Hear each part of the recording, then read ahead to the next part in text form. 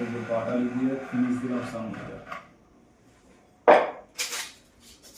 বাটালি দিয়ে ফিনিশ দেওয়া হয়ে গেছে।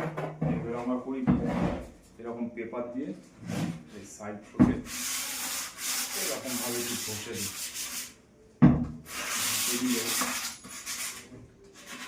পরবর্তীতে জায়গাটা স্মুথ হয়ে যায় আর কারো হাতেও লাগে না, নাহলে খালি বাটালি গাদা দিয়ে দিলে হাতে লেগে যায়।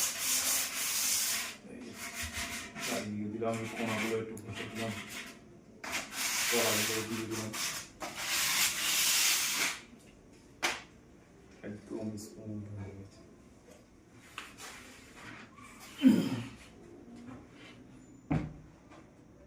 একদম স্মুথ।